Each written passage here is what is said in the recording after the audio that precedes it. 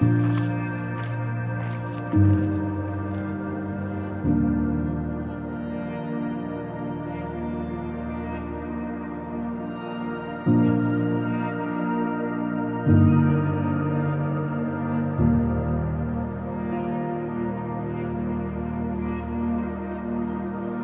this video, I want to talk about something most hikers don't talk about, the post-trail blues. As part of my trail to town transition from my PCT hike this year, I made sure I had a plan in place for how I was going to deal with the post-trail blues before I got home, since the post-trail blues is something I've struggled with after completing all of my big hikes. If you're new here, hi, I'm Kathleen, an avid Pacific Northwest day hiker, solo long-distance backpacker, backpacking coach for women, and the hungry hiker here on YouTube. I just spent the last 2 months hiking 981 miles of the Pacific Crest Trust solo, heading southbound from the Eagle Creek Trailhead near the Washington-Oregon border to Mammoth Lakes in California, where I ended my hike for the year. In my previous video, I showed you how I got home from the PCT, which included a 35-hour train ride from Los Angeles to Seattle as part of my trail to town transition. But what happens after you've come home from a big trip like this? Let me show you.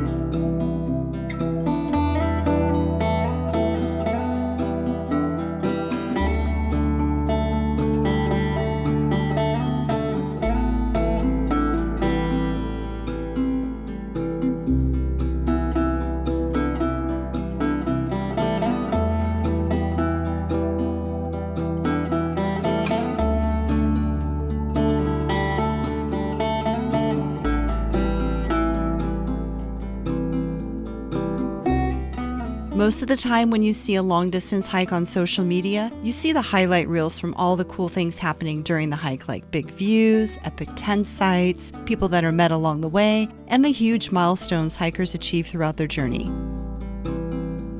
But what happens after a big hike once a hiker goes home and returns back to normal life? How does one readjust to real life after spending weeks and even months out on trail, hiking every single day?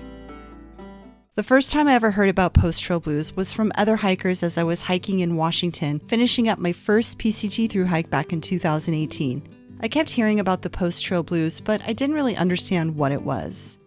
So what are the post-trail blues? The post-trail blues are a type of mood one can experience after returning home from a long-distance hike. A few common symptoms of the post-trail blues can be feelings of stress, anxiety, tiredness, and nostalgia, a loss of appetite, feeling disconnected from friends and family who might not understand why you feel the way you feel after coming home, struggling to readjust back to normal life, and in some cases, depression.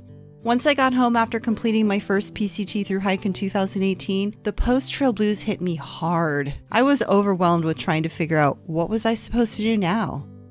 I went from living this fun, carefree life of waking up in my tent in a new place every morning, hiking all day long every day for 5+ months, being constantly wowed by Mother Nature with all of the incredible sights I got to see along the way, carrying everything I needed to survive on my back, being completely removed from most of society since I often didn't have cell or Wi-Fi service while I was out there, and sometimes even getting surprised with trail magic from complete strangers, to being overwhelmed trying to readjust back to normal life while struggling to figure out what I was going to do next.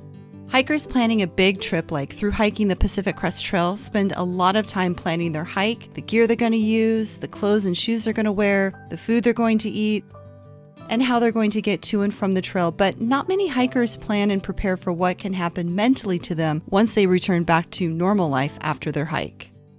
For me, experiencing the post-trail blues has been wanting to isolate myself from friends and family after coming home, being scared to drive my car on the highway, emotional eating the hiking snacks I loved eating while hiking the PCT, a longing to be living out on trail again, and feeling overwhelmed with going through all of the footage from my hike, editing videos for my YouTube channel, and even reaching out to students in my online backpacking program for women, the Confident Solo Female Backpacker System. And it's important to note here that, number one, not everyone experiences post-trail blues, but a majority of hikers whom I know, including myself, do experience some sort of post-trail blues after going on a big hike for weeks or months at a time. This is why I think this topic is so important to talk about on a public platform like YouTube. And number two, I'm not a licensed professional. If you're looking for advice and need to speak to someone on how to deal with your own mental health, please seek a licensed mental health professional. In this video, I'm only speaking from my personal experience and sharing what has worked for me when dealing with the post-trail blues. Since I've experienced some form of post-trail blues after every long-distance hike I've completed, I knew that I needed to have a plan in place for how I was going to deal with the post-trail blues once I came back home from my hike. Here's how I've been dealing with the post-trail blues this time around.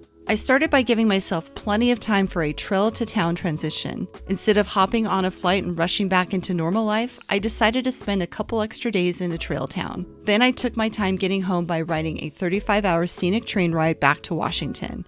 An added bonus was that the train I rode back home crossed over the PCT at one point in Dunsmuir, California, helping me to reconnect back with the trail in a small way.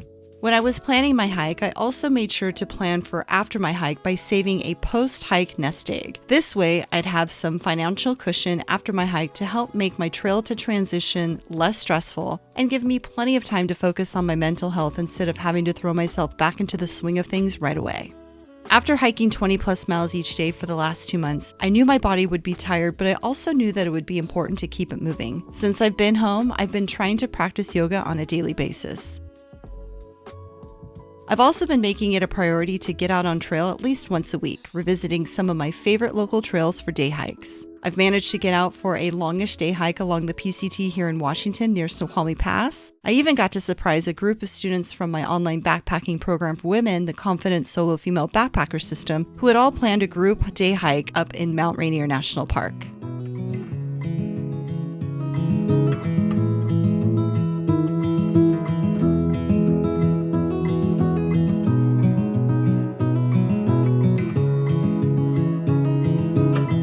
I could be hiking in the Sierra in the snow, or I could be here in Washington hiking in the sunshine with Mount Rainier and these guys. I made the right choice.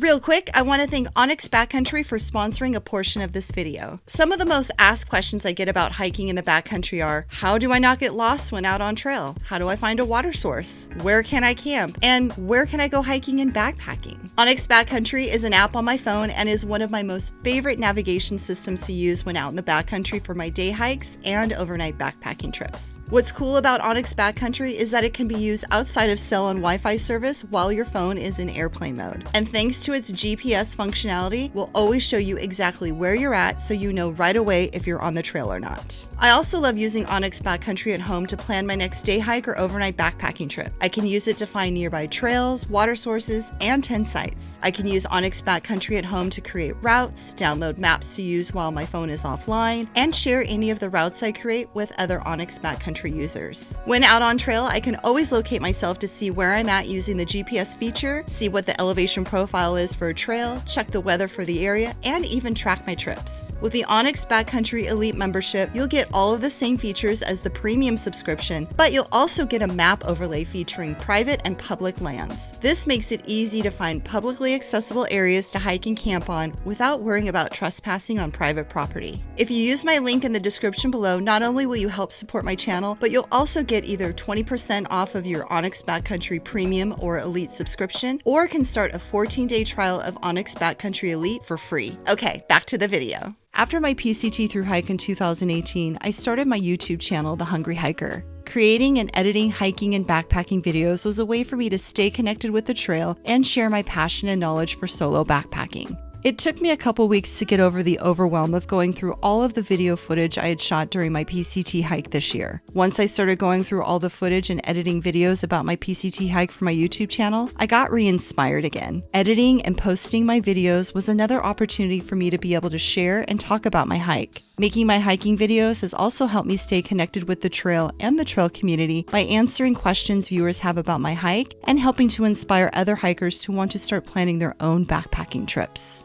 Going on a long-distance hike will quickly show you that you don't need much in order to survive out in the woods for days on end. One of my favorite things to do when I first come home from a long-distance hike is to purge my belongings. When I came home from my hike this year, I cleaned out my closet. I tried on every piece of clothing I had, went through every drawer and box, and even sorted through all of my gear bins. I got rid of everything I no longer needed, wanted, or didn't fit me anymore and donated it all to Goodwill. One of my goals before starting my PCT hike this year has been to read at least one book each month. Since I've gotten off trail this year, I've been making more time to read. I finished reading 2 books as I made my way back home from Los Angeles. And since I've been home here in Washington, I've been making it a priority to set aside time before going to bed to read a book instead of endlessly scrolling on social media. If you've watched any of my previous videos from my PCT hike this year, you'll know that I'm already planning on picking up my PCT solo Sobo hike again next year, right from where I got off this year in Mammoth Lakes, and will continue heading south. I'm also in the process of putting together hikes and backpacking trips I want to go on over the next few months. Not only solo, but also with students in my online backpacking program for women, the Confident Solo Female Backpacker System. If you're interested in joining the Confident Solo Female Backpacker System, stay tuned because I plan on opening up enrollment again soon for the program. If you're really struggling, don't be afraid to reach out and let someone know you need help. Make your mental health a priority and seek out the help you need from a licensed mental health professional.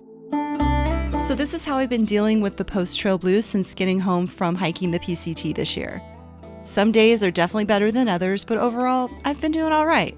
If you've struggled before with some form of post-trail blues after coming home from a big trip, tell me down in the comments below what has helped you get through this experience. Since I've been back home from the PCT, I've been busy putting together a bunch of videos sharing my story of hiking the PCT this year, and I've been posting them here for you on my YouTube channel. So thank you for being here, and thank you for following along. And my PCT hiking story isn't over yet. A lot of you have been asking questions about my hike this year, so stick around because in the next few upcoming videos, I'll be answering your most asked questions about my PCT hike.